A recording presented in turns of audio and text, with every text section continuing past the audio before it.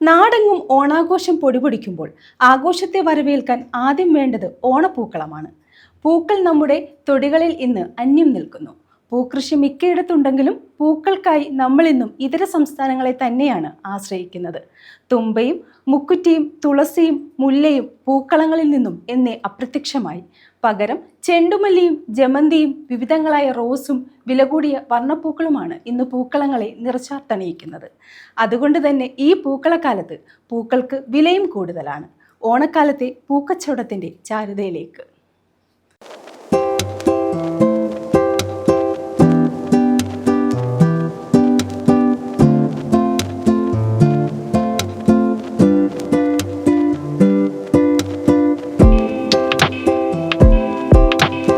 മലയാളി ഓണത്തെ വരവേൽക്കുന്നത് പൂക്കളം ഒരുക്കിയാണ്.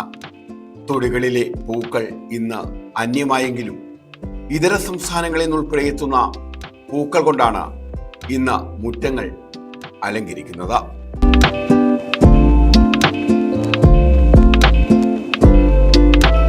വ്യത്യസ്തതയും വർണ്ണപ്പകിട്ടുമുള്ള പൂക്കളം ഒരുക്കൽ ഒരു വെല്ലുവിളി തന്നെയാണ്.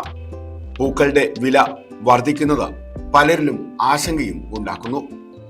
ഓണവിപണിയിൽ ഏറ്റവും കൂടുതൽ ഡിമാൻഡ് പൂക്കൾക്ക് തന്നെയാണ്.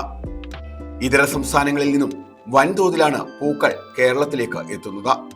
ചെറിയ തോതിൽ കുടുംബശ്രീ സംഘങ്ങൾ ഉൾപ്പെടെ പൂക്കൾ കൃഷി ചെയ്യുന്നുണ്ടെങ്കിലും പലപ്പോഴും നമ്മുടെ ആവശ്യത്തിന് അത് തികയാറില്ല. ജമന്തി പൂക്കൾക്ക് കിലോയ്ക്ക് 80 രൂപ വരെയായിരുന്നു വിലയെങ്കിൽ ആവശ്യക്കാർ ഏറിയതോടെ വില 100 കടന്നിരിക്കുകയാണ്. ചിലയിടങ്ങളിൽ 140ഉം 160ഉം രൂപ വരെ ജമന്തിക്ക് വാങ്ങുന്നു. പൂക്കളങ്ങളെ ചുവപ്പിക്കാൻ റോസാപ്പൂക്കൾ നിർബന്ധമാണ്. 400 രൂപ മുതൽ മുകളിലോട്ടാണ് റോസാപ്പൂക്കളുടെ വില. തൊടിയിൽ നിന്നും പറിച്ചെടുക്കുന്ന പൂക്കളിൽ ഇന്നും ഡിമാൻഡുള്ളത് തെച്ചിപ്പൂക്കൾക്കാണ്. തെച്ചിപ്പൂക്കൾ വിപണിയിലും സുലഭമാണ്.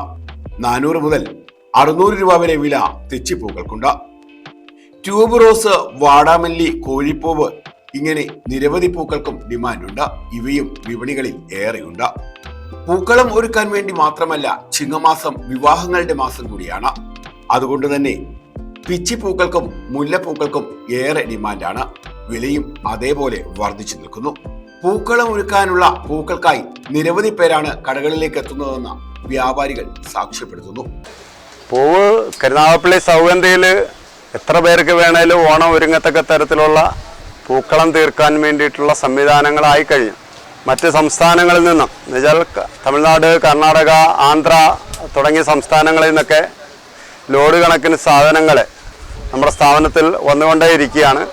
ഒരു ക്ഷാമവുമില്ലാത്ത രീതിയിലാണ് അവസ്ഥ നമുക്ക് മനസ്സിലാക്കാൻ സാധിക്കുന്നത്. ഇന്നത്തെ ഈ പ്രാവശ്യത്തെ ഓണത്തിൻ്റെ പ്രത്യേകത, നമ്മൾ ചിങ്ങം ആദ്യമാണ് നമ്മളുടെ ഓണം കയറി വന്നിട്ടുള്ളത്.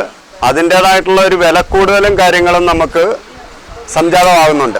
എന്നുവെച്ചാൽ അത് കാരണം ഇപ്പോൾ കർണാടക, ആന്ധ്ര സംസ്ഥാനങ്ങളിൽ വരലക്ഷ്മി പൂജ എന്ന് പറയുന്ന ഒരു ചടങ്ങ് ഈ വരുന്ന 21-ാം തീയതി, ഇന്നിപ്പോൾ 19ആണ്, എൻ്റെ അടുത്ത ദിവസമാണ് വരലക്ഷ്മി പൂജ. അതിൻ്റെ ചടങ്ങുകൾ നടന്നുകൊണ്ടിരിക്കുകയാണ്. അതിൻ്റെ ഭാഗമായിട്ടാണ് പൂവിന് ഇത്രയും വില കൂടിയിട്ടുള്ളത്. ഇപ്പോൾ ചെണ്ടുമല്ലിക്കല്ല, ഇപ്പോൾ വൈറ്റ് ജമന്തി, റോസ് പോലുള്ള ഐറ്റംസിന് ഡിമാൻഡാണ്. അത് ഈ വരലക്ഷ്മി പൂജയ്ക്ക് പൂർണ്ണമായിട്ടും അവർക്ക് ഈ വെള്ളപ്പൂക്കൾ വളരെ കൂടുതലായിട്ട് വേണ്ടി വരുന്ന സമയമാണ്. അന്നേരം അത് കഴിയുമ്പോൾ, വരലക്ഷ്മി പൂജ കഴിയുമ്പോൾ നമുക്ക് തരാൻ പൂ അവരുടെ ഉണ്ടാകുമോ എന്നുള്ള ആശങ്കയും ഉണ്ട്. തമിഴ്നാട്ടിലെ ശങ്കരൻകോവിൽ, തെങ്കാശി, തോവാള, മധുര, ദിണ്ടിഗൽ, കോയമ്പത്തൂർ, ബംഗളൂരു എന്നിവിടങ്ങളിൽ നിന്നെല്ലാം ഇപ്പോൾ പൂവ് കേരളത്തിന്റെ വിപണിയിലേക്ക് എത്തുന്നുണ്ട്.